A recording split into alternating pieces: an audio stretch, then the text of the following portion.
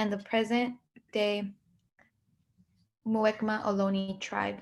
The Puichon Ohlone were missionized into both Missions Dolores and Santa Clara. The present-day Muwekma Ohlone tribe is comprised of all known surviving Native American lineages, aboriginal to the San Francisco Bay region, who trace their ancestry through the missions San Jose, Santa Clara, and Dolores, and the historic federally recognized Verona Band of Alameda County. Without them, we would not have access to this gathering. We take this opportunity to thank the original caretakers of this land. We remember their continued connection to this region and give thanks to them for allowing us to live, work, learn, and pray on their traditional homeland. Thank you, Yesenia. Before we begin with today's event, we would like to review some community agreements to ensure we create a safe and brave space for everyone. Maintain confidentiality with this session when appropriate. Respect and not judge others' perspectives, feelings, or experiences. Utilize the various Zoom functions to communicate with the audience and presenters. And anyone creating an unsafe space for others will be removed from the meeting. Thank you, Ellie. Today, we have the honor of hosting Lizbeth Mateo, who is featured in the documentary, The Undocumented Lawyer. If you have not watched the documentary already, you can still access the film until Sunday, March 21st by registering via our Linktree at linktree/centro_SGSU. Before we get started with our moderated conversation with Lizbeth, we would actually like to play the trailer to The Undocumented Lawyer now.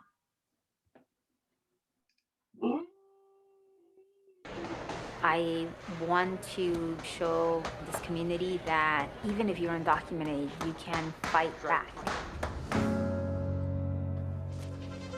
Presentarles a Lizbeth Mateo, una joven que recientemente se convirtió en abogada de inmigración en California y que debido a su estatus de indocumentada podría ser deportada en cualquier momento.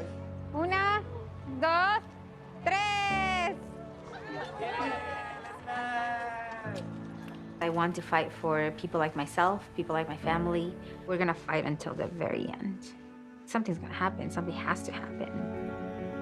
There are specific cases that I'm focusing my time and my energy in because I think that if we can win those cases, that will have a huge impact in the way that we win for other undocumented people in this country.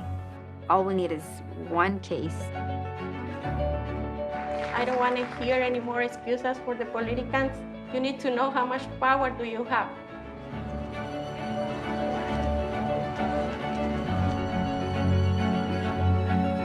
What this country is about is, I think, giving you the opportunity to actually fight.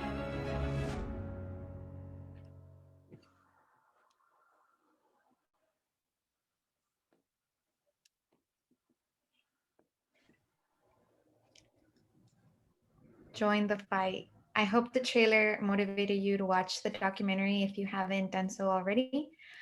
Please drop or feel free to drop in the chat box any feelings, thoughts that may have come up for you while watching the trailer. As a reminder, you can still access this film through our Central Linktree until March 21st. So tell your friends, your family, so you don't miss out on this very powerful opportunity.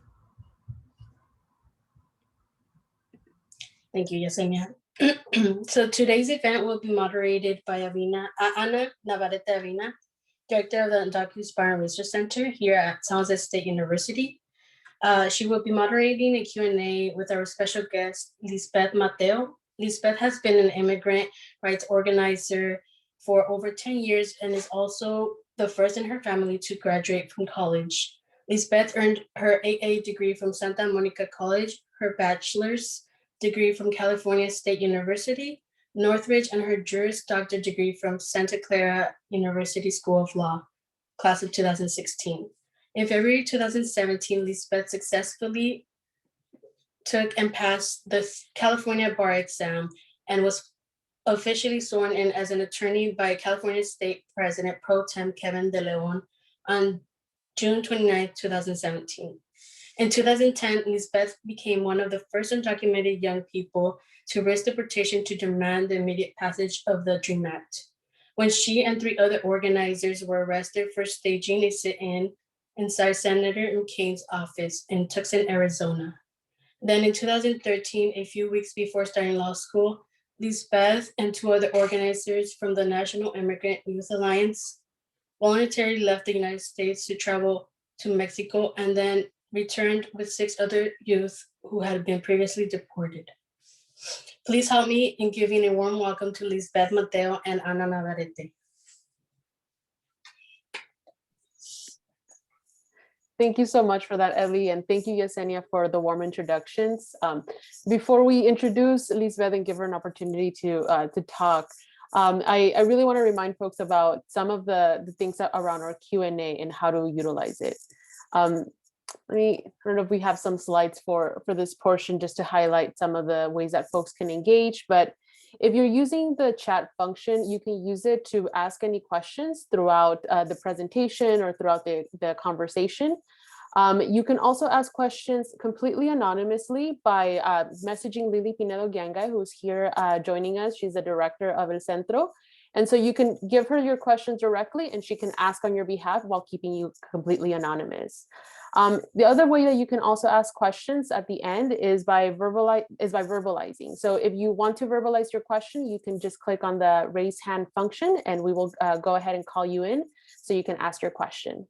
And so with that, I would like to welcome Lizbeth to join us and we will begin the Q&A. Welcome, Lizbeth. Thank you so much for inviting me. I'm very excited to be here and see so many people and so many people who look like me, people of color. So I love to always talk to young people, to women especially. So I'm very excited about being able to have this conversation and having very open and frank conversation with all of you. Yeah, no, thank you so much. Well, we really want to just start off this conversation by just asking you to just tell us a little bit about yourself and your background for those who may have not watched the documentary yet. Sure, of course. Again, my name is Lizbeth Mateo. I was born and raised in Oaxaca, Mexico, in this town in the Central Valleys of Oaxaca. So for those who don't know, Oaxaca is a pretty big state in Mexico, and it's a largely indigenous state. So I come from the family of Zapotecos, people from Oaxaca who are Zapotecos. My parents speak the language, they speak Zapoteco, my grandparents, my great-grandparents, everyone. I understand a lot of it. I am terrible at speaking it, and that is going to always be a big regret for me. I hope to be able to, learn more and be able to hold a conversation with someone, because I can understand it, but I don't speak it very well. I was raised in Oaxaca up until the age of 14. When my parents essentially decided that they were going to come to the US and then ask me and my siblings. I have 2 younger siblings. One was 2 years old at the time, so he didn't really have much of a say, but my other brother was 2 years younger than me. And our parents asked if we wanted to come to California to live here, not permanently, just for a little bit. And I was very excited because I was a very curious child and I wanted to travel. I wanted to meet people. I wanted to learn the languages. I was very, very excited about coming to California and then being here for a couple of years and then, going back to Oaxaca to become an attorney there. So I always wanted to become an attorney since I was a kid. And so my parents decided that, yes, the whole family was going to move. I had no idea at the time what it meant to be undocumented. The magnitude of the decision of moving the entire family to a new country, and the courage that my parents showed of doing that, because they were in their, they were my age when they moved here, with 3 children. I can barely hold it together just by myself. And so it was a very brave decision, but I hated being here. As soon as I arrived, it was culture shock. I didn't know the language. There were so many students in my school. When my school in Oaxaca had 300 students, my school here, my high school here, had about 3,000 students. So it was huge, and they all spoke English, and I felt really dumb because I didn't understand what people were telling me. I remember crying a lot and telling my mom, "Please send me back. I don't want to be here." But I met a teacher, a TA actually, a teacher's assistant, who basically, sat me down and said, "Stop crying. Your parents sacrificed so much to bring you here. You have to be strong," right? And at that moment, I think that's what I needed to hear. So I ended up adjusting little by little to this country, and it wasn't easy, realizing that my undocumented status was going to make it very difficult. And at times it felt like it was going to be impossible for me to become an attorney. But I was very lucky to meet people along the way who believed in me, sometimes more than I believed in myself. A lot of women who were, my support system, my sisters through the struggle. And that's why I'm here. It took me several years to be able to finish college and then to become an attorney. And I still face many challenges being completely undocumented. I don't have DACA. I don't have any kind of protection against deportation, but I am very blessed and very privileged even as an undocumented person. I am very privileged to be able to do what I do as work, and to be able to do this work that helps me and my family as well be able to stay here. Thank you so much for your response. Just in your response alone, you touch upon various topics here, right? Everything from transitioning to the United States, and you also touched upon your support system. You being a curious child and always wanting to be a lawyer or go to school. I would like to learn a little bit more about your educational journey. So you talked about your support system and what that looked like. What can you share with students about that journey that you have gone through to get to where you are now? I think one of the things that I've learned over the years is not being shy about asking for help. And it's not something that's easy for a lot of people. And it wasn't easy for me because I'm the only girl in my family. I have two brothers. And I was always very independent. I was always very I can do it. I mean, I grew up in a small town in Oaxaca, and women were expected to fulfill certain roles, but not necessarily do the things that I've done, right? Like go to college and become an attorney. Now things have changed, and I'm very happy to see that. But growing up there were expectations of me, not necessarily expectations that my parents imposed on me, but the people around us, right? Our extended family and just society in general. So the being able to do the things that I've done really require a lot of a lot of help. And I think at times there were people who saw something in me and offer help on their own without me asking. But at some point I realized, well, I have to ask. At least I have to ask questions. I may not feel comfortable asking for things for myself, but I want to know how can I do it. And it was always from that perspective of I want to be able to do it myself. So please teach me, please answer this question. And there were many times where I didn't even know if I could do things like get a driver's license, for instance. And I remember going to the DMV and saying, I want a driver's license, and I was not eligible. But I'm like, this is who I am. This is my information. Please give me a driver's license. And things like that is what how I started my journey, just asking those kinds of questions in a very, I would say maybe naive way. And then when people would say, well, you can't do that. You don't have a social, you're not a citizen, you're not a legal permanent resident, you don't have legal status, you cannot do that. Okay, well, there has to be something else. There has to be a solution. So that was my approach in life. There has to be a solution. And if there isn't, then how can I make that happen for myself, right? Because I'm not going to take no for an answer. Like, it is not possible that living in this country, the place where everyone before I moved to this country told me, if you go to California, you can make all of your dreams a reality because you just have to persevere. You just have to work hard. And here I was willing to put in the work and then being told no.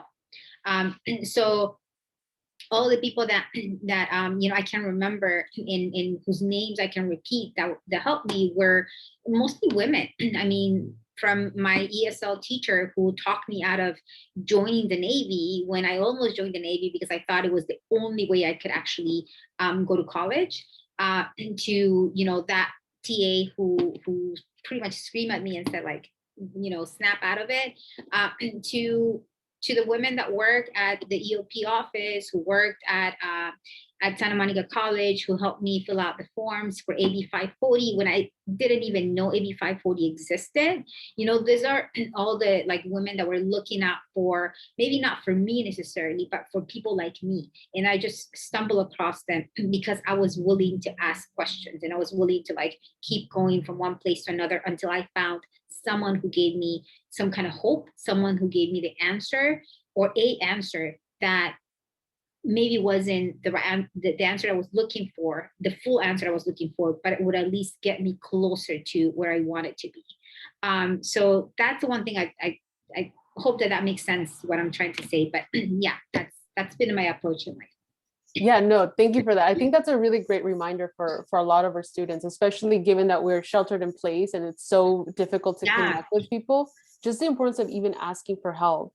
And I think for folks who are undocumented, I think about the students that I get to work with and just how uncomfortable it can be to just ask a question about, like, do I have access to this resource, or why can't I access this resource, and how demoralizing it could be when they get a no, or when they get close shut down. And so I really appreciate you mentioning that and highlighting as a must, right? Knowing how to ask for help and also knowing who to ask, because I think that's very, very key. And so I wanted to ask you a little bit more about, you talked in your film that, you had to learn how to live without fear, right? And I think part of it shows in the way that you go in, ask for help, and, make these demands and look for solutions. But what does it mean to live without fear for you as an undocumented person, outside from just asking for help? Right. So let me clarify what I mean by that, because I think it's it can be a little misleading in that it's not that I don't live with fear. It's not that I'm not afraid. I mean, I'm human. And if at some point you become so unattached to things, and sorry, there's a lot of cars going by my office. I'm close to the airport. So there's, when you become so unattached to things and you don't feel anything, I think that there's an issue there, and I felt that way at some point, where I just didn't care, and I didn't realize it at the time. I was so depressed that I didn't care what happened to me. I didn't care what, I didn't care about anything. And it gets to, when you get to that point where there's the absence of fear, you have to snap out of it. And it's not easy to do that. But the reason I say that is because it is normal to be afraid. I am afraid all the time. I'm afraid for my clients. I'm afraid when I have some kind of fear when I go to court and I represent someone in immigration court, and my goal is to try to get them out of detention, because if I fail, it's my client's life. And so there's always some kind of fear. I'm not afraid when it comes to, if I get detained, what's going to happen to me. And the reason I'm not afraid is because I've been there before. I've been detained before. I've been in an immigration center as a detainee, not as an attorney, but as a detainee before. I've faced deportation before and continue to face deportation to this day. I'm an attorney. I know my rights. And I'm an organizer. So I know that I can organize my way out of that place, out of detention. I know it's not going to be easy. It's not going to be fun, but over the years, I've had 22 years of my life to prepare for that. That's a big chunk of my life that I've been preparing for the worst. I am afraid about what could happen to my family, about what could happen to my clients, about what can happen to the people I love. And so that's the fear I still live with. And it's there, it's constant. And I feel it when you're so afraid and you feel it in the pit of your stomach, that's how I feel. But I don't let that stop me. I don't let that drive my life. I don't let that dictate what I do in life. I don't wake up every day thinking I'm undocumented. What's going to happen to me today? Or my family's undocumented. What's going to happen to them today? I wake up thinking, I'm an attorney. I'm going to go to my office. I'm going to do the work I need to do. I'm going to prepare, because everything I'm doing for my clients to some extent prepares me. If anything happens to my family, you know, I better be ready for that, because I'm not going to let that happen. So I take every case personally. I hate when I lose a case. I haven't lost many cases, but sometimes it happens, because it really hits me. Yeah, no, and I appreciate that clarification. Because it's so easy to, to look at images of protests, or hear students say I'm undocumented and afraid, but to really break down what does unafraid mean for someone is, I think it's very personal, right? And so I really appreciate your your explanation of what being unafraid looks like for you.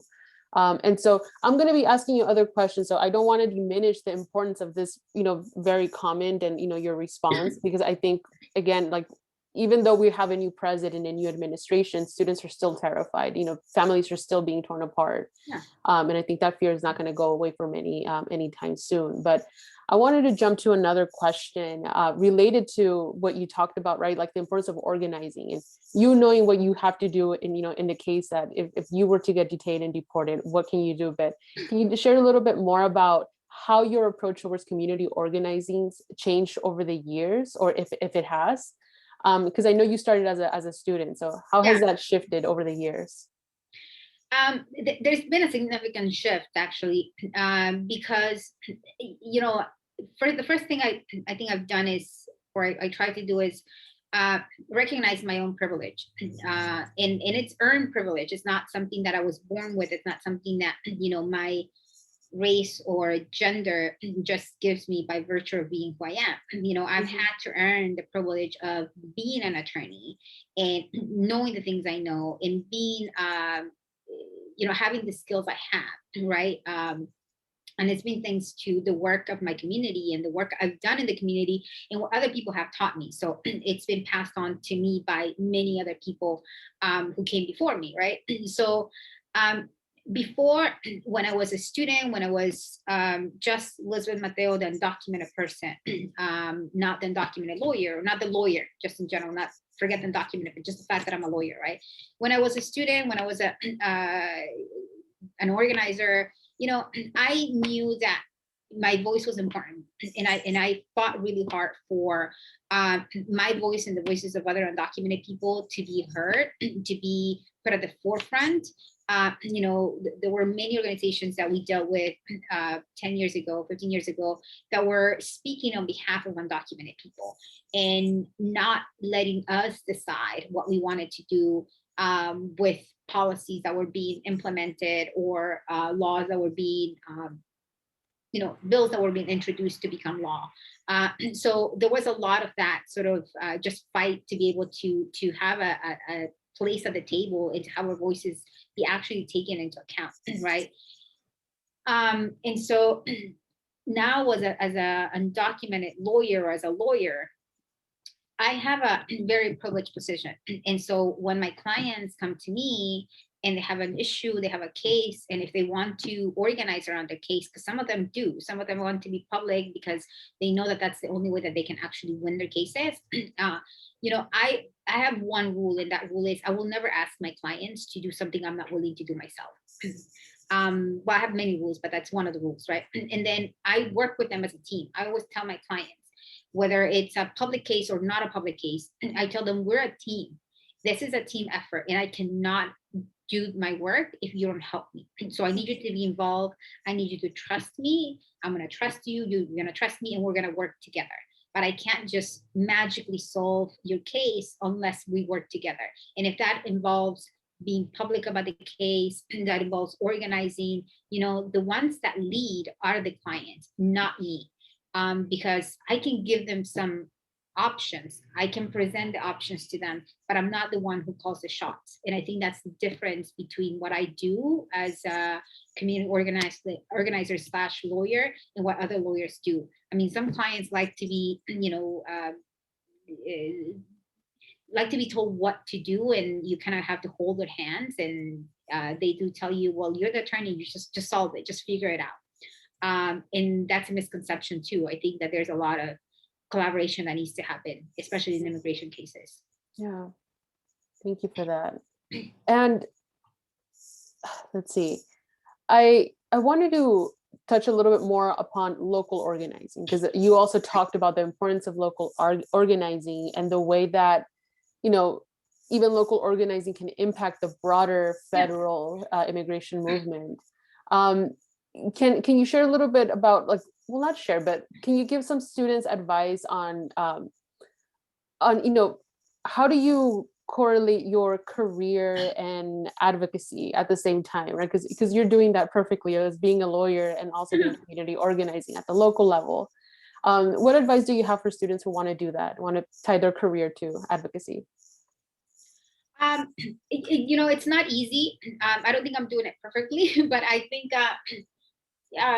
you know, I do it where it makes sense. I'm unable to be an organizer the way that I used to be. And I'm working on some cases right now that are very public.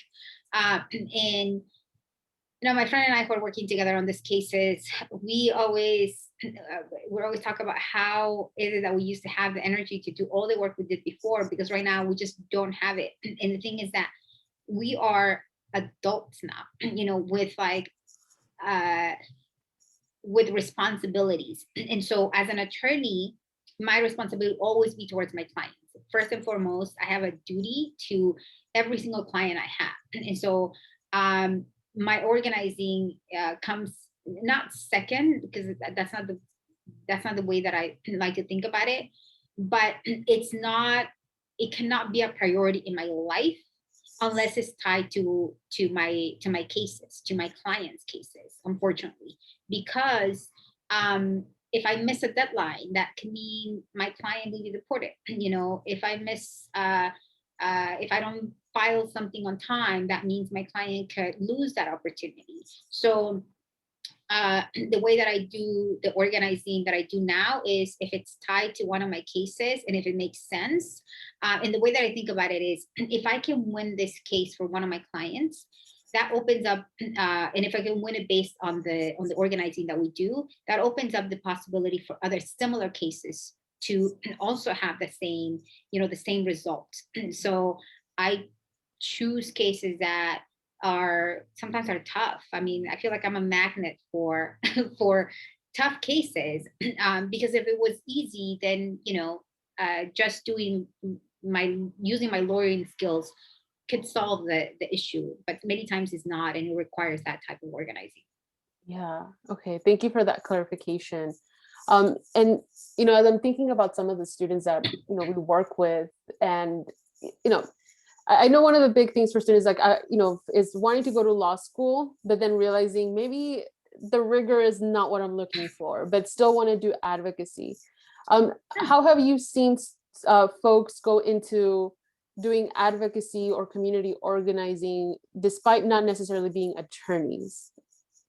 Yeah, I mean, I think it's possible. Like, I was an advocate for a long time before I was an attorney, right? I did a lot of the work that I did. I started with sort of one-on-one community organizing, being on the ground, you know, organizing people, meeting with people on a regular basis, doing protests, marches, civil disobedience actions.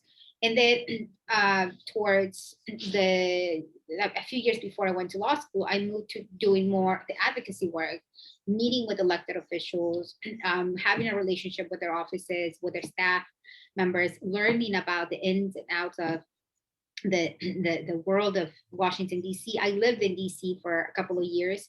And even before that, I was traveling a lot there and meeting with people that, you know, had power, Democrats, Republicans, their staff members, really learning how things work. And I still do that to this day. That's basically my focus.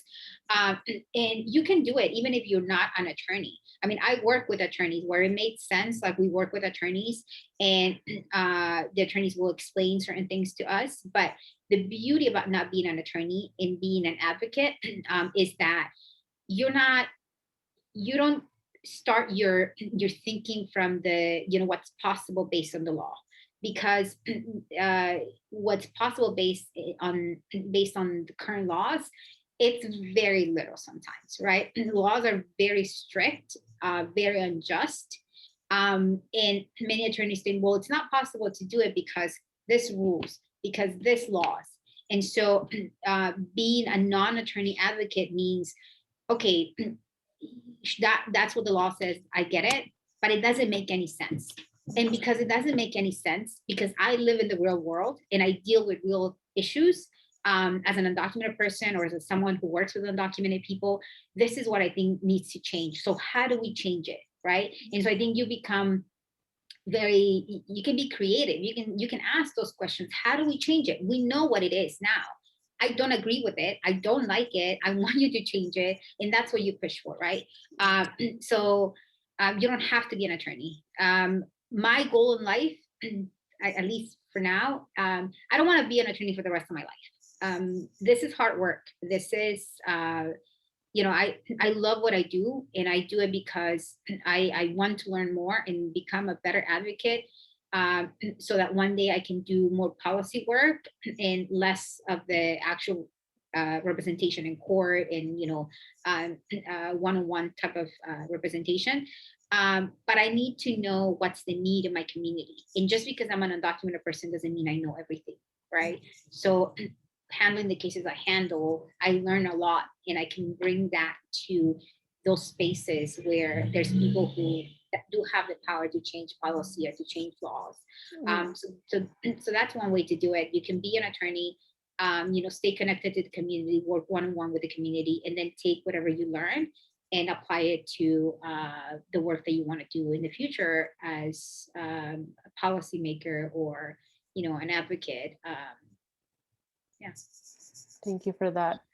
And in what ways do you see, or not necessarily what ways, but what are your thoughts on the future of immigration in this country now that we have a democratic federal government, quote unquote? But what are your thoughts around the policies that we're seeing right now?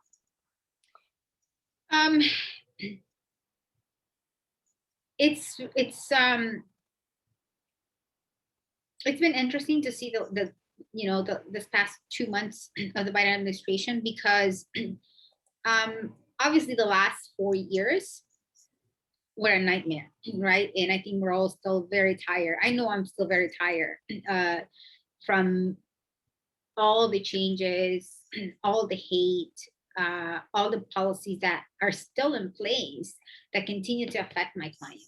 Right. And so right now it's like a waiting game. I have a lot of clients who I'm like, look, it's okay if your case is taking longer.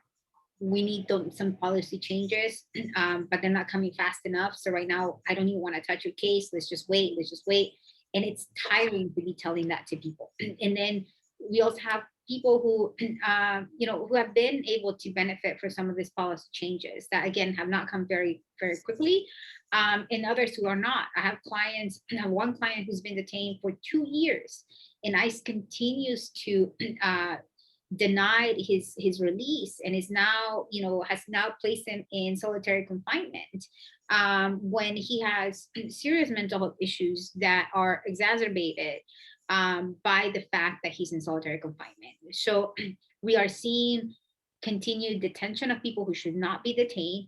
We are seeing deportations of people who should not be deported based on the policies, based on the guidelines that the Biden administration has already issued, right? That tell ICE that they have to review cases, and if there's if certain people do not fit the guidelines for who's an enforcement priority, they should be or have the power to say, I'm not going to deport this person, I'm not going to detain this person, I'm not going to put in removal proceedings. But we're hearing from other advocates in other jurisdictions, for example, Texas and Utah, where ICE is saying, well, those guidelines are simply suggestions. We don't have to follow them. And where the Biden administration is failing is putting the foot down and saying, no, these guidelines are actual rules. You have, these are the guidelines, these are the rules that you have to follow. And we're giving you this quote unquote guidelines as a way for you to know how to do your work, but you have to do it. You can't just choose to ignore it, right? And I think that's one of the things that this administration is failing to do, which the previous administration was really good at doing, like bringing anyone together and saying, no, no, no, you have to follow the rules, whether it is an ICE officer or a member of Congress who's a Republican. Democrats are not very good at doing that. And so that gives me anxiety, because I know how Democrats work, and sometimes they can pay lip service. They can say the greatest things, they can say all the nice things, but at the end of the day, they're gonna fall short because they don't have the, it's not they don't have the power. They don't know how to use the power that they have to basically say, this is what we're gonna do, and as a party, this is what we support.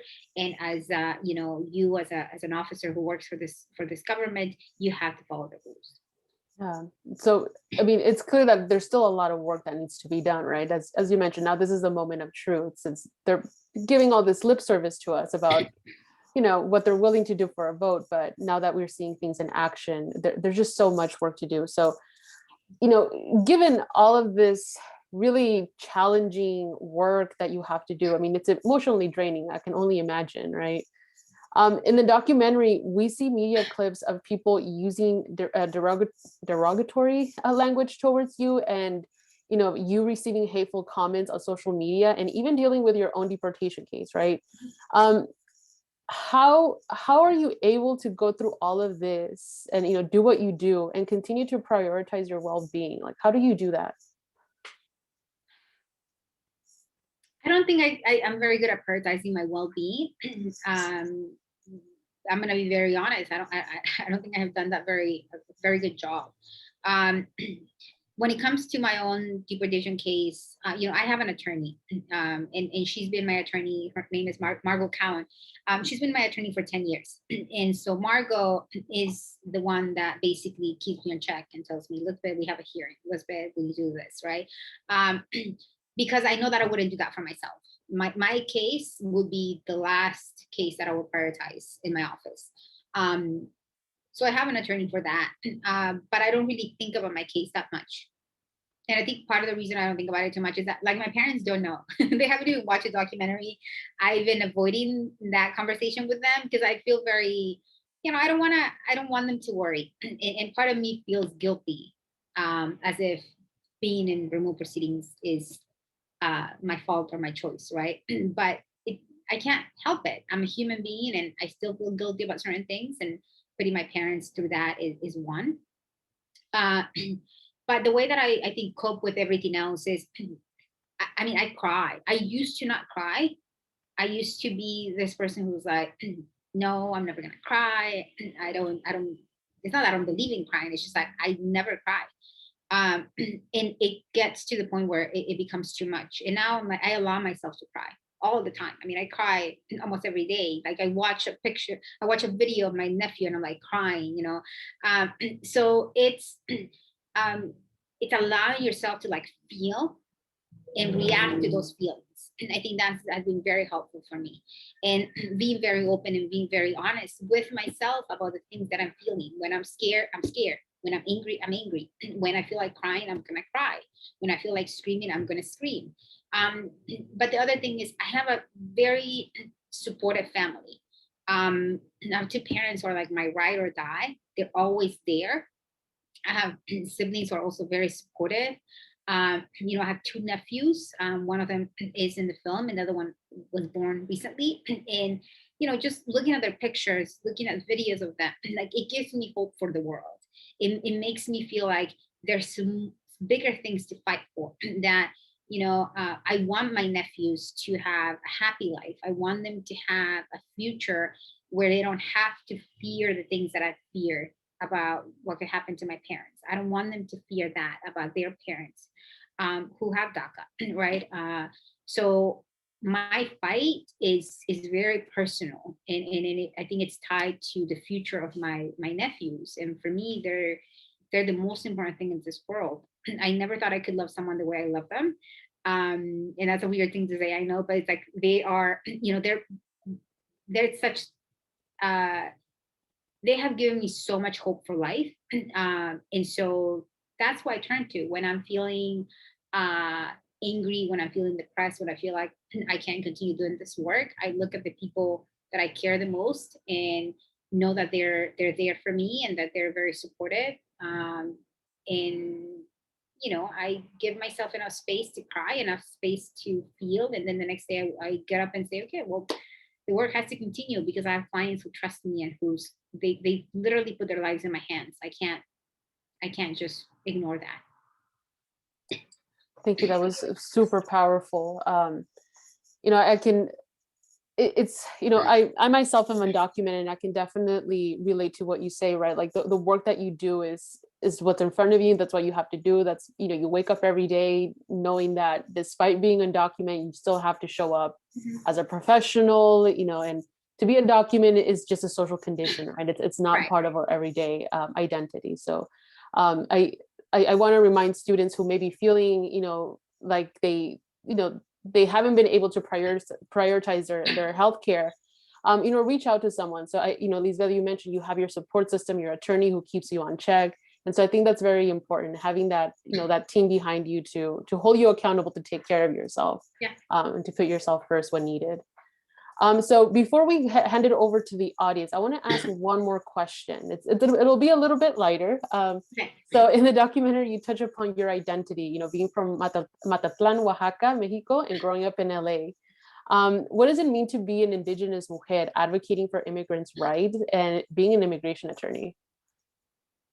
It's to me, it's such a privilege to come from where I come from and to be an Indigenous woman. And so I always, I always mention that, but I realize that that's an identity that I only came to not necessarily care about, because it's not the right word, but to hold very important and very close to my heart when I moved here.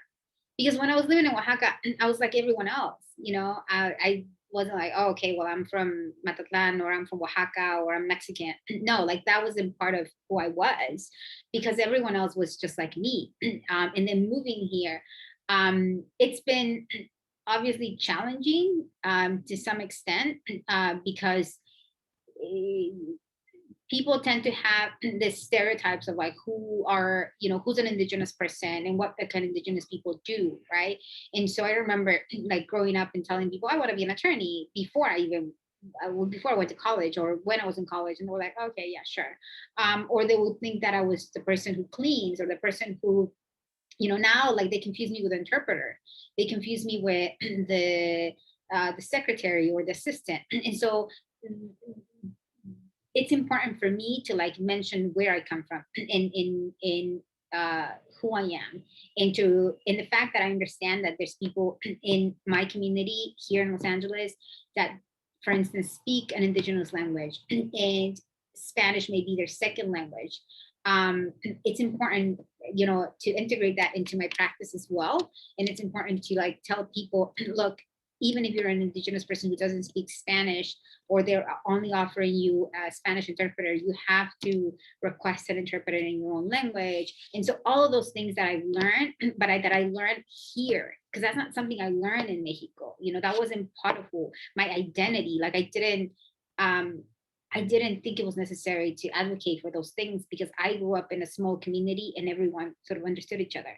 And here I've had to learn all the obstacles that other Indigenous people face, because the reality is, yes, I'm Indigenous, but Spanish was my first language, not my second language. I learned English.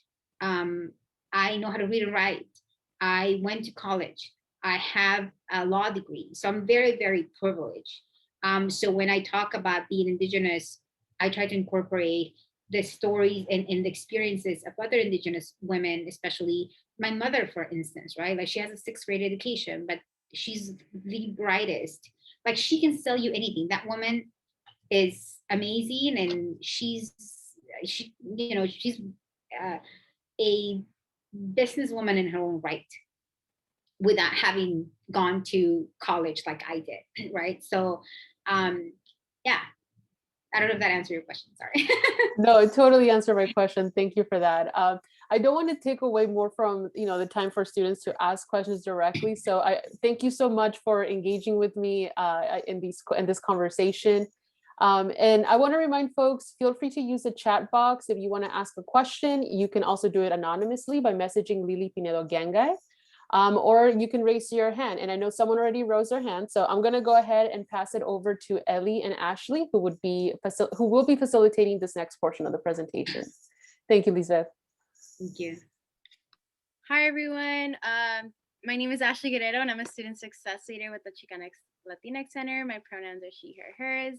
And I just want to thank you, Lizbeth, for being here. Your story is really inspiring. As someone who wants to pursue law school and coming from a mixed status family, I drew a lot of my inspiration, just kind of like you, from my family. So yeah, I just want to share that, that your story is really inspiring. And I'll pass it over to Ellie so she can introduce herself as well. Thank you, Ashley. Hi again, everyone. My name is Ellie Delgado, pronouns she, her.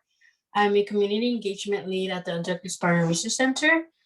Before we begin with some questions that came in from our audience ahead of this presentation, I wanted to ask Flor if she had a question, because I know she raised her hand. Yeah, so it's not a question, it's more of a comment, but is that okay? Because I do have a 3 p.m. commitment to head out to. But Lizbeth, I just want to say thank you so much for being here today. Your story was super inspiring. I'm from Oaxaca too. I actually was born in Oaxaca. I came here when I was just 2 years old, and I resonate so much with everything you just shared, because I think for me it was a little bit different in the sense that, growing up, it was almost I grew up kind of ashamed being from Oaxaca, because I realized that people were they would say they're from Sinaloa or Michoacan or all these places, and that was cool. But the moment you were from Oaxaca, you were less than, because it's connotated with an indigenous land, right? And so for me it was almost like an embarrassment, and it wasn't until I got to campus, to San Jose State, where I would took so much pride into the fact that I am from Oaxaca. And like you, one of my biggest regrets is not learning Zapoteco. My dad speaks it, and he's always on the phone with my grandma, and I don't have no idea what they're saying because I don't understand the language. It's almost a little bit sad that I speak English and I feel more comfortable in English than I do in Spanish, and more or less in Zapoteco. So just so much, I just feel so much pride just seeing everything that you've accomplished and what it means for our state and for Mexico. So thank you for being here today. And I did add you on LinkedIn. I was going to send you a message just to remind you where we met. Okay. But I have LinkedIn Premium, so I wasn't able to. But I really appreciate if we can connect and chat sometime in the future. I also want to pursue law. I'm currently a business major, and I'm going to get my master's and MBA in finance. But I do want, my end goal is to be an attorney as well, which I know is kind of not the most linear path to being an attorney. So that's why I would like to have a conversation with you in the near future. But again, thank you so much for taking the time. And it was such an honor to be here today. Thank you. Thank you, Flor. So we will be asking some questions that came from our audience ahead of this presentation. So Lizbeth, what advice do you have for students who are interested in engaging in student activism, but do not know where to begin? Yeah. I think one of the things I would say is look at your surrounding. There's when I started organizing, I started out of necessity, right? I started because one, I thought I was the only undocumented person who was in that, at Santa Monica College, and then I met other undocumented students. And at Santa Monica College, there was an organization that was already formed that wasn't focused on undocumented student issues, but that dealt a lot with those issues and advocated for undocumented students. So it felt like a safe place to be. So that's the first organization I joined. But when I moved, when I transferred to CSUN, Cal State Northridge, there was no such organization. We had MECHA, and MECHA did, address some issues pertaining to undocumented students, but it wasn't the main focus. So there was a need to create a safe space, first of all, a safe space for undocumented students. And so my friends and I formed the first, one of the first two, because there was another one being formed at the same time, but it was very secretive because, we were not very open about our status back then. And so what I would say is turn to your school, to your community, see if there's an organization that's already out there that you can join, and start working with. If there isn't, but there is a need to have a small group, to have an organization, to have a space for undocumented students or for undocumented people to be able to organize together, to come together, and whether it's just to vent about the issues, but also to find solutions. It's important to have a place where you can just vent, right? But it's also, then the next question is, what are we gonna do to fix that? Because we know what the issue is. So the next thing is, what are we gonna do to fix that, right? And so if there's already a space for that, join that space, learn from that space, always come into space wanting to offer something. It may be your need may be just for your immediate need may be for you to be able to voice your concerns and to voice your the issues that you have, your grievances. But then the next step is, now that I'm part of this group, how can this group help me, or how can I help this group understand that there's more of a role that they can have in fixing these issues? That's where I would start if I were you. There are a lot of organizations, national organizations, but the bigger the organization, the more detached they tend to be from the issues, from the local community. So I'm biased towards smaller local orgs, because I feel like they're more in tune with what the needs of the community are. In the bigger organizations, sometimes they tend to get lost in lose some of the details, and they just they think they see the bigger picture, but it's not necessarily the most adequate picture. Thank you, Lizbeth, for your advice. I hope this gives students inspiration to find an org they feel safe in, especially if they feel nervous or they might not even know where to start in engaging in student activism. I think it helps hearing your advices or others' advices and experiences. Thank you. Thank you. Moving forward, I'll be asking you another question. So mine is, we have many first-generation college students here at SJSU who are interested in pursuing law school, me like as an example. Can you share any tips or strategies for our students who are preparing for the LSAT? Yeah, I mean, the LSAT is an exam that I thought it was the hardest exam ever until I took the bar. Not to scare you, the LSAT is manageable. It is. But one of the things that I know a lot of undocumented students and low-income students have to deal with is not being able to take the time off work or school to just study. And it's important to have, and then if you come from a family like mine, and if you're someone like me, you can't detach from your family. If something happens, you're gonna be there. If they need something, or if you're like, if your parents rely on you for translating things or helping them set up appointments or helping them with, your little siblings or whatever, that, becomes, I don't want to say a distraction, but that could actually impact the way that you study, right? So to the extent that you can create an environment, the perfect environment, if you lived in the perfect world, and you had your own space and your own time, and like as much time as you can to study, and just devote all your time to studying without additional distractions, whether it's family, work, activism, anything else. Try to put some space between you and those quote unquote distractions. I don't like to use the word distractions, because your family isn't a distraction, but create an environment for you that is the ideal environment for you to study. And if that means you're gonna have to work and save some money and then take time off work and then just study, then do that. Because I mean, that's what I did. Look, I knew that I had a full-time job, I was already organizing, I was a student, I was doing a lot of work, and I'm like, I'm not going to be able to study. I'm not going to be able to do any of this. So I took time off. And when I graduated college, I took time off and I just worked, and I worked extra hours. I saved enough money, and then I asked for time off at work, and I said, and I was lucky enough that they gave me the time off, and I said, I'm going to be gone for 2 months. So I don't want to hear from anyone for 2 months.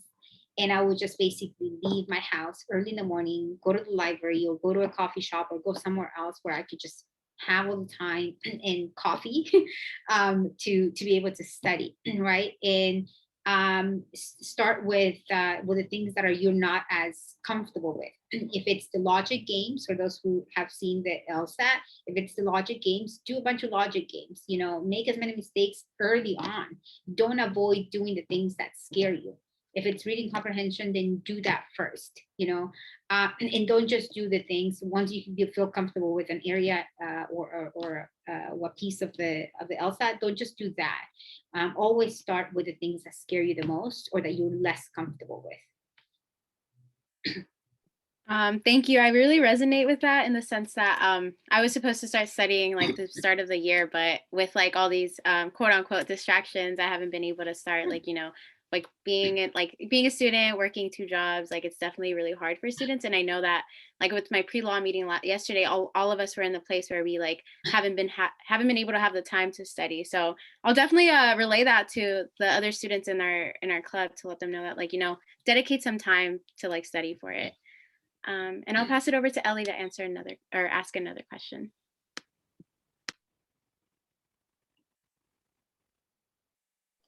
Ellie, you're muted. Sorry about that. Thank you, Ashley. What motivated you to become an attorney? I mean, so many things, but honestly, I wanted to become an attorney since I was a little girl. I always told my parents that I wanted to be an attorney or a doctor. I'm very clumsy to be a doctor, but that was always, you know, when I played with my siblings or with my brother, because the other one was 11 years younger than me, I always played to be an attorney or to be a doctor. I don't remember ever playing like other types of games. And my parents were very, you know, they were very encouraging. They said, yes, you're going to be an attorney. Yes, you're going to do this. Yes, you're going to do that. And they never said no. I mean, at some point I told my dad, I want to be a nun. And my dad was like, sure, you can be a nun, you know? So it was always, they never said, oh, you should think about something else. But when I moved to this country, that's when I first met an attorney. I didn't know any attorneys in Oaxaca. I didn't know any attorneys until I was in college. But in my mind, attorneys are people or were people who advocated for the most vulnerable, who did not like injustice, who, you know, I don't want to say like they were saviors, because that's not what I was trying to go for, but it was, you know, there were people who did the right thing always, all the time. That's not always the case, but you know, that was my naive perception. But moving to this country, becoming an undocumented person, understanding the injustices that undocumented people face, the challenges that undocumented people face, the way that the immigration system treats us, that's when I realized, okay, I really need to go to law school. I have to become an attorney. And I think for a while, I didn't really think I was going to become an immigration attorney. I thought I was going to do something else. And I was lucky enough that I got into this program called the Law Fellows Program, where I met other attorneys. And I think it really showed me what attorneys can do, and that there's a lot of things that you can do with a law degree. You don't have to be a litigator. You don't have to go to court if you don't want to. There's transactional lawyers. There's lawyers who don't actually practice law, but have a law degree that helps them in their work. And I thought, okay, well, I can find something. I can become an attorney and find something that I can do. And I think it was that childhood dream I had since I was, you know, since I can remember. My own experiences as an undocumented person, my family's own experiences, the fact that I have family that has been removed from this country, that has been detained, that has been arrested, that has faced so many challenges, it made me feel like I have to prepare myself, and this is what I want to do. So I'm just gonna go ahead and do it. And it gave me the push to finally apply, even when I didn't know if I could actually become an attorney. Thank you for sharing that. I'm glad that you pushed yourself and you had your parents to encourage you. And I just want to say that hopefully other students find that motivation or something that drives them to do what they want. Thank you. All right, so I would like to actually invite and open the space for any folks to ask any questions. If they feel comfortable doing so, y'all can unmute yourselves. Yeah, just opening it up. Nope. It's okay, you don't have to, yeah, that's all good. I have other backup questions in case. So moving forward, I guess I'll ask this other question. So what challenges did you face in becoming a lawyer and how did you overcome them? I think there were several challenges. First of all, just applying was, it took me 5 years from the day that I took the LSAT to actually apply, almost 5 years. And I ended up applying because, I don't know if it's still the same, but your LSAT scores are only valid for 5 years. They used to be valid for 5 years. I don't know if it's still the same rule, but I knew I would have to take the LSAT again. So I decided to finally apply. But financing my education was a big challenge, right? Like not having the money to pay for it. It was at least $45,000 just on tuition a year. And when I finally decided what school to attend, Santa Clara only gave me half a scholarship. So that meant I still had to pay over $20,000 a year to be able to stay in law school. So that was a big challenge. I had to fundraise. I had to save. My parents gave me money from their savings. People donated to my fund. My community basically like did fundraisers. People that I didn't even know came together and said, "Hey, we want to fundraise for you to be able to go to law school." The Oaxacan community was very, very supportive here in LA. So that's how I was able to finally to finish paying for my first year. And then my second and third year, the law school came through and said, "Okay, we're gonna give you the full tuition. We're gonna pay for your full tuition and your health insurance." And so that was a big help, right? And then I just had to basically I took the task of applying to scholarships as almost like a full-time job. I was applying to as many scholarships as I could, and I was rejected from so many. I mean, so many. And the bigger ones, the ones with more money, were the ones that would actually grant me the scholarship. And I never thought I could be a good candidate for them. I was going for like the Latina, Chicana, whatever, scholarships, and they were the ones rejecting me. But the bar associations, the big scholarships, they were like, "You're the candidate we want. Here's the scholarship." And so that's how I was able to pay. That was one challenge. The second challenge would be imposter syndrome. And that's a very real thing where you feel like you're not enough. You don't belong. And even I was the only undocumented person in my class as in law school. But it didn't, I was older, I was more mature, like it didn't really bother me. No one made me feel less than. That I have to say. Santa Clara was a wonderful place for me. I don't know if that's the same for other people, but for me it was different. And everyone was very supportive. No one ever said anything negative or mean, at least to my face. What they thought about me in private, I don't know. But it was a very supportive environment, I would say. But nonetheless, I still felt like I wasn't in the right place, like I didn't belong, like I wasn't capable enough to be in law journal or to do moot court, competitions in law school. And so that was another challenge that I had to face.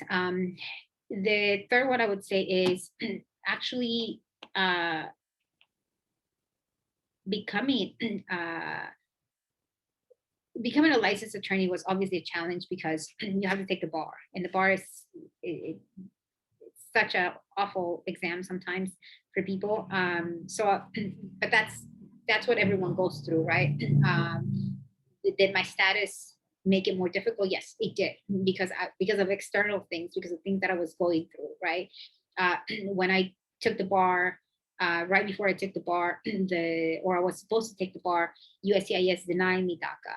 And so that meant I didn't have a work permit, or I wasn't going to have a work permit. And all the job offers that I had lined up right after law school went down the drain. And so all of a sudden I was left with no way of being able to use my law degree. And that really, really messed with my mind and my body in terms of my health, right? I became sick and I was not able to take the bar, but then eventually I did. And so the next challenge was, how do I actually use my law degree? If I can pass the bar, how am I going to be employed? Because no one wants to hire me. I reached out to attorneys and they said, well, we need to think about the liability of hiring you. And hearing that you're going to be a liability is something that it feels awful. You know, again, I was older, I was more mature, but it still made me feel really bad. So I decided to open my own practice because that was the only way that I could actually practice law and make my own rules in my own office. And I'm very grateful for all the rejection that I received early on, because it made me who I am today.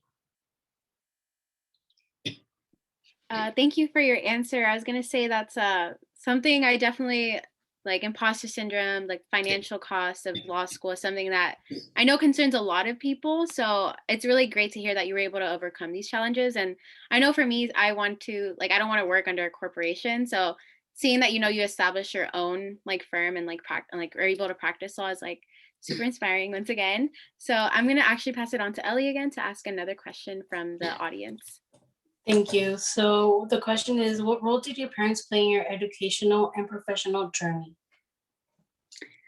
I mean, my parents, like I said earlier, they were very supportive. They never said, no, you cannot do that, or you should consider doing something else. I know I have friends whose parents basically said, well, maybe you cannot do X, but maybe you can do Y. Like, think of something less, let's just say glamorous, or less complicated. My parents never said that. My parents always like, yeah, sure, you're gonna do it, and my mom is the one that I think really motivated me to keep going. There were times where I would feel like I couldn't continue. I didn't have the money sometimes to pay for, the next semester in college. I didn't have money to pay for books. I didn't have money to do certain things. And I would like sit in my room and cry my eyes out.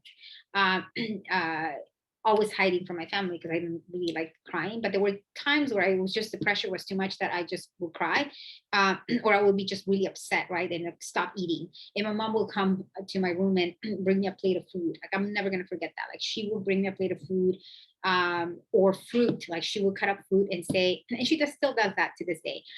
Say, look, don't worry. Don't stress. If you stress, you're going to get sick, and then we're not going to be able to figure it out. We're going to figure it out. There has to be a way. And so just having that hopeful approach, and that, that hope that my mother had, made me feel like, okay, I can, she's right. Like, if I get sick, what am I going to do? I have to keep going. There has to be a way. And so that's always been sort of my approach in life. So I think that's the role my parents play. That's a big role my parents play. And like I said, they also helped me financially when I was in law school. And when I took the bar, I wasn't working, so I was living with them, and they pay for everything. And that's a huge luxury and such a privilege to be able to do that, which I know not many people have. Thank you for sharing that. I know that I resonated with it when you said that you would cry and not eat, and your mom took you a plate. My freshman year was actually kind of depressing as well. I moved away from home, and I actually ate less, and I would call my mom crying. I didn't like it because she would cry with me. So I related to that. Thank you. Awesome. Okay, so last question is, how have your skills as a community organizer helped with practicing law? I think, it has helped in many ways. So just being able to connect with people, right? It connect with people in a way that it makes them feel safe and comfortable with me. That's a skill I had to learn. It sounds like such not a big deal, but being able to communicate with people, being able to talk to people. We talk to people all the time, but connect with them, empathize with them, and make them feel like they're actually being heard it's a skill. Sometimes or it's a skill. It's not something that everyone can do sometimes, and I'm more of an introvert, even if it doesn't seem like it. So I had to learn to do that when I was an organizer. But the other big thing that I think it helps in my work, or the way that it helps in my work, is that as an organizer, I had to be creative, right? Like there were always issues that presented themselves, but fixing them was the whole point of organizing. Is the beauty of organizing. You organize because you have to fix a problem that no one else has been able to fix, right?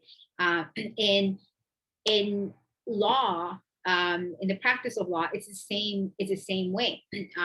Obviously, I have to follow certain rules, and I have to work within the same immigration system that everyone else does and other attorneys do. So I'm not saying that I am in any way a more skilled attorney.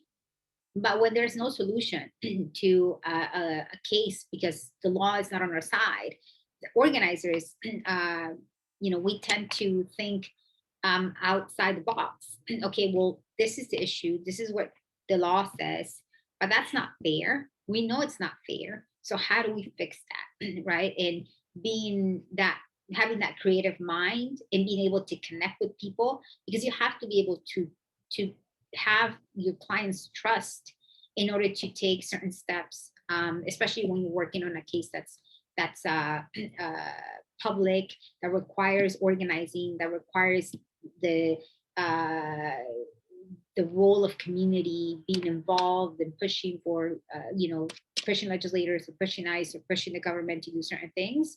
You have to be able to gain the trust of your client, which is a little bit different than just being an attorney or doing, the typical attorney work. Thank you. I'm actually taking a law and society class where one of the things that we were told is like, if the law is part of the problem, how could it be a part of the solution? So I think, that's where, the organizational skills that you were bringing up, like kind of come to place where we can actually be creative, like you said, and work your way around like these laws to find a solution.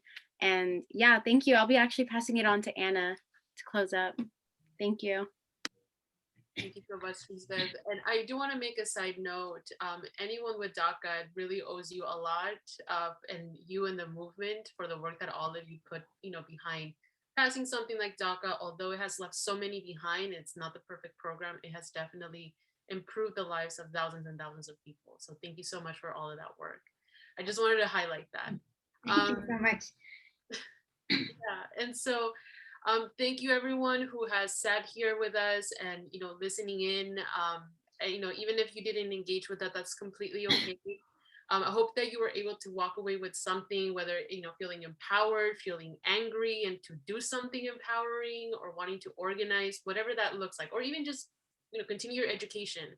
I really hope that you took something away from today. And I'm really glad that some of our students are following up with you, Lizbeth, to connect with you, outside of this space. So thank you so much for being here. And also special shout out to Elisa Aquino, program coordinator of Centro, who, really was the force behind this, this presentation and this keynote. So thank you, Elisa, for all your work and for your advocacy. We do have some resources here that we wanted to share with students around legal resources for students here on campus and their family members. So we do provide free legal services to students, family members.